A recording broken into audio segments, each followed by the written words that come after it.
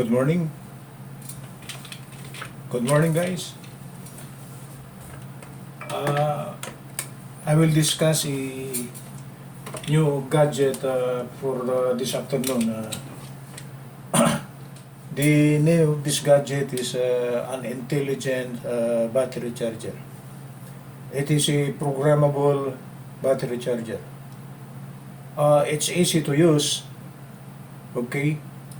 When you use this one, it got an LED lighting here or something like a small screen telling you what will be the voltage remaining on the battery to be charged and how much actually the percentage. Okay, I will try to show you guys how we use this one.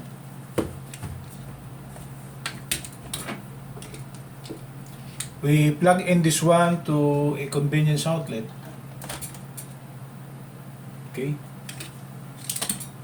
Supposing I want to charge this battery here, this is just a portable battery. I think it's how many ampere hour this one?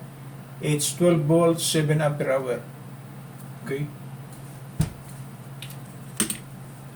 This is the negative terminal and this is the positive terminal. For the charger, this is the positive terminal and this is the negative terminal. Okay. So if I want to charge this one, let us see how come the name intelligent charger. I put the negative on the negative terminal and the positive on the positive terminal. Okay.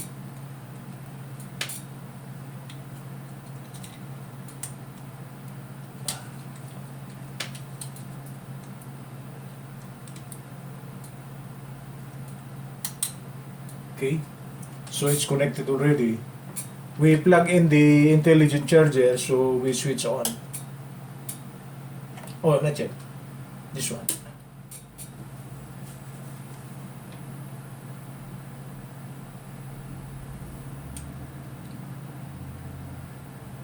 For the meantime, the intelligent charger is analyzing the battery.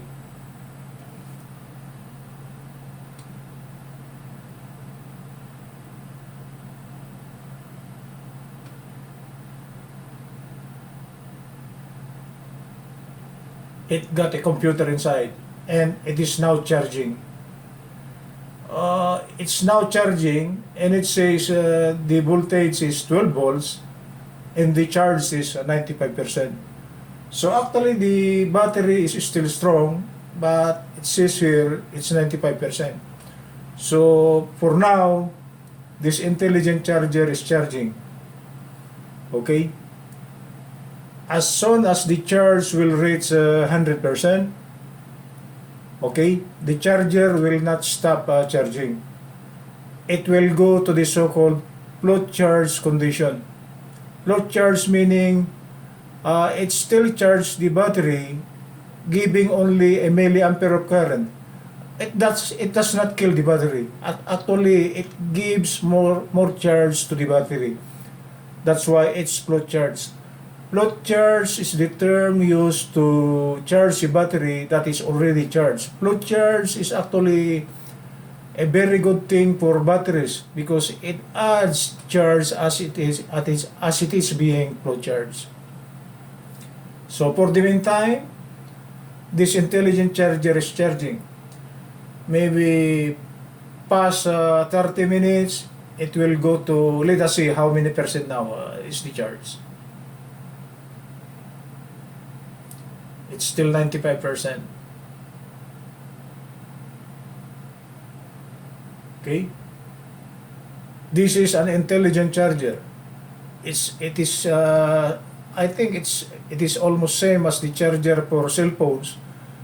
Because for cell phones, even if you charge it continuously, if it's fully charged, okay, the cell phone charger will not charge anymore the battery. But on this one, it will still charge, but it's only on the float charge condition, giving only a milliampere of current just to float charge it, so as not to kill the battery. That's why it is called intelligent charger. Okay guys, that's it. That's the new gadget. It's an intelligent charger. Okay. Aside from my previous discussion, the one I use my own battery charger which I assembled. This one, I bought this one. I use this as a backup. Okay. So if my Sequoia is not running, it's in the garage, I used to charge the battery of the Sequoia. It is on the so-called float charge. Because if you are not using your Sequoia for a long time, maybe for a month, at least the charge on the battery is going down. So to replenish the charge that is being lost, we use this one. Okay? Float charge. It does not kill the battery. Even though you run it for 24 hours, it's still float charge, but it doesn't kill the battery. It is just giving a milliampere of current passing through the battery to bring back the condition of the electrolytes inside to the new condition, so it gives maximum current when we use it. Okay? So it's charging, guys. Right? It's charging. Okay? That's it. As soon as it reaches 100%, it will go to the float charge condition. But I will not show you that one because it takes some time to reach that condition. I am just telling what will happen if it reaches 100%. Upon reaching 100% charge, it will float charge the battery, still giving a milliampere of current, maybe 10 milliampere, 15 milliampere, just to continue charging the battery to actually upgrade or update more the charge that's inside, to replenish more. Okay? So when we use the charge, okay, it's more than 100%. And it is very good for us. The battery will be used for a longer time. Okay, that's it guys. Good afternoon, Los Angeles.